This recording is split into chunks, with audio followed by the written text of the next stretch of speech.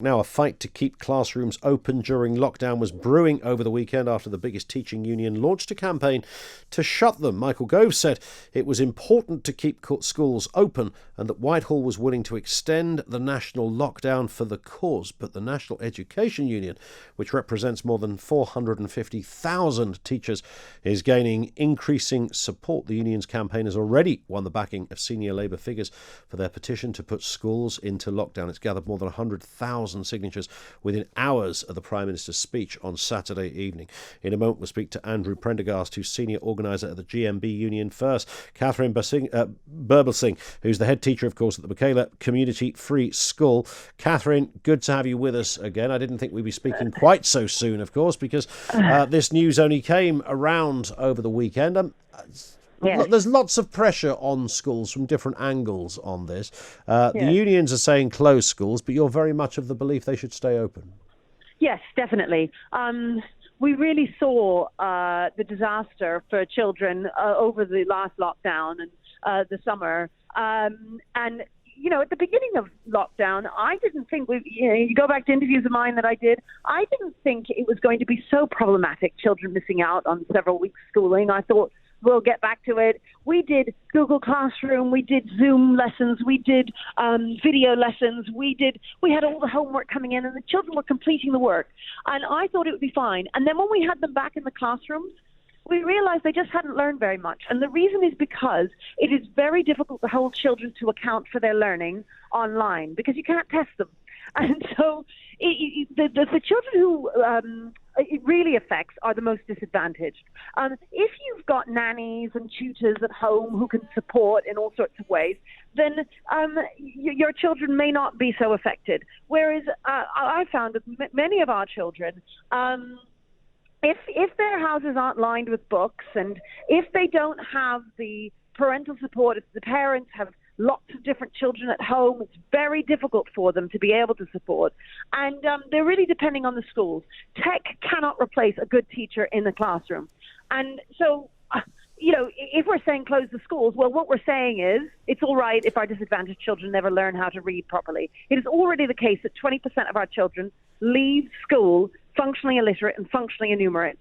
Those numbers would rise exponentially if we continue keeping children out of school. Hearing all of that, Katharine, but what if the numbers of children spreading the virus, as we are led to believe can happen, teachers catching it or kids taking it home and infecting parents, etc. I mean, is that not more of an issue at the moment to you, notwithstanding everything you've just said? Well, look, I mean, our children, it's true that, you know, someone tests positive, you send home the bubble, as we've been told to do. I haven't had any massive issues in terms of, you know, a couple of children did test positive and we did send home those 2 bubbles and then they came back. I don't... So it hasn't really manifested as a huge issue, not to underplay anything, but that's the reality in your school.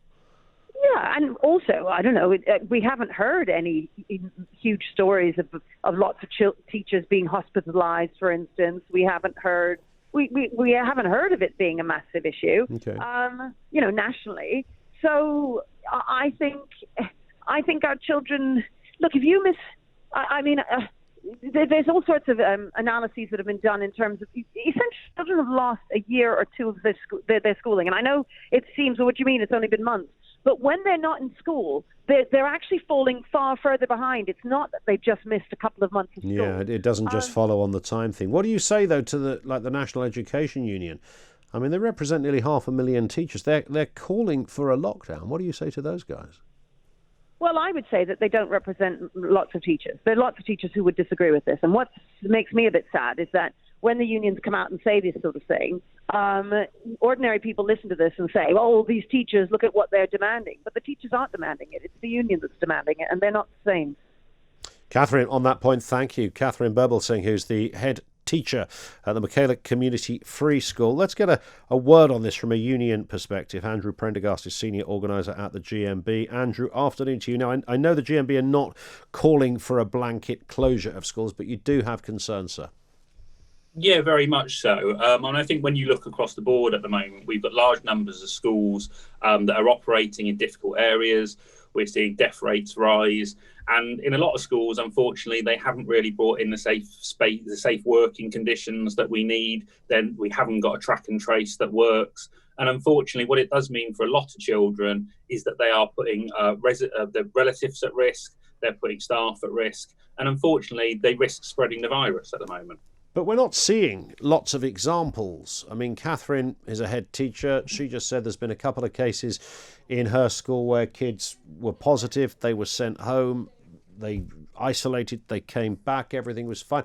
I seem to hear that story more than I've yet to cover a story, Andrew, where we've heard of a mass outbreak in a school. I could be wrong, but I've certainly not seen one that I can remember.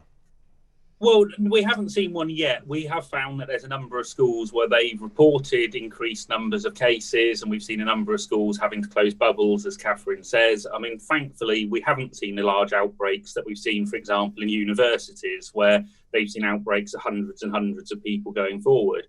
And I think that one of the difficulties we have at the moment is the reference to the science. The science about COVID is one of those things that's being sort of looked at as it goes on.